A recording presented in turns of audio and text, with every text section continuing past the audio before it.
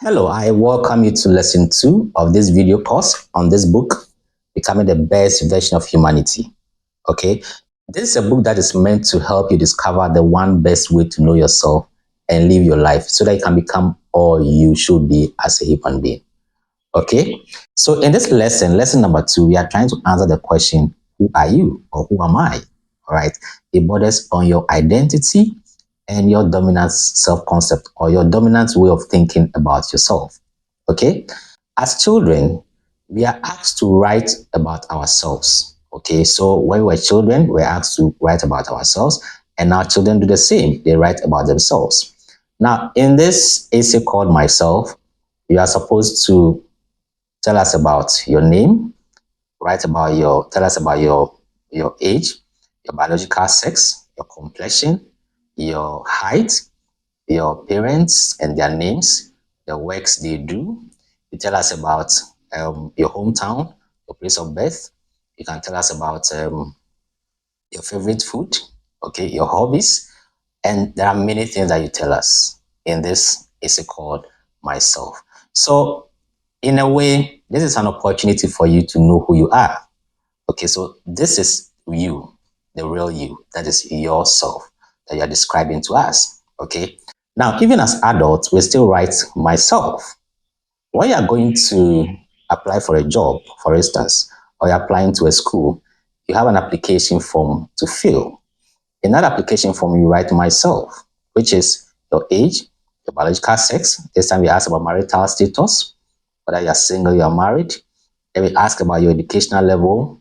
We ask you about your profession and some other histories, place of residence, place of birth, and so on and so forth. Okay. We are asking you to tell us about yourself, who you are. Okay. So we could say that your background represents you or your identity. Okay. Now, another way you can also describe yourself is by your personality. Your personality is more like the way, your consistent way of thinking, feeling, and behaving. How you behave most of the time. And when you talk about personality, it's mainly based on your genes and upbringing. So it can give you a temperament, for instance. You say you are a choleric, you are a sanguine, you are phlegmatic, you are melancholic, and so on. Or we have other descriptions of personality, like you are open, you are conscientious, you are agreeable, you are neurotic, okay, you are an extrovert, and so on and so forth. So you can describe yourself based on your personality. Mainly that is created by genes and upbringing. All right. Now, there are other ways you can describe yourself. You can describe yourself by your profession. Who are you? You say, I'm a doctor. Who are you? I'm a carpenter. I am a mason. Who are you? I am an accountant. Okay. That is your identity. All right. Or by educational level. Okay. And think of you based on your level of education, tertiary, secondary education, and so on and so forth. Sometimes by your group affiliation. All right, who are you? I am a member of the Rotary Club. I am a member of this association. Okay, so we identify with something. All right, sometimes we identify with people. Okay, some people or some important people, they give us an identity.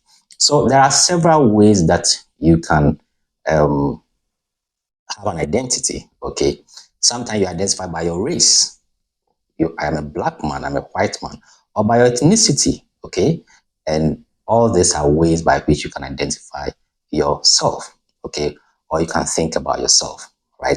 The only challenge with describing yourself by this background information and personality and these identities that I've suggested is that there may be some self-limiting beliefs that are tied to these stereotypes, okay, that can make you think you cannot be something, you cannot do something, you cannot have something, and so you cannot become all that you should be.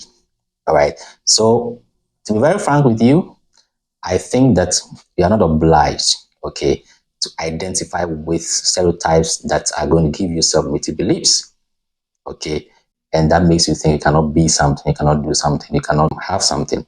And this video course or this book is about suggesting to you the one best way to know yourself. Okay, I'm only giving you the realities, but there's a suggestion as to the best way to know yourself so that you are not limited in a manner that can make you think you cannot be, do, or have something.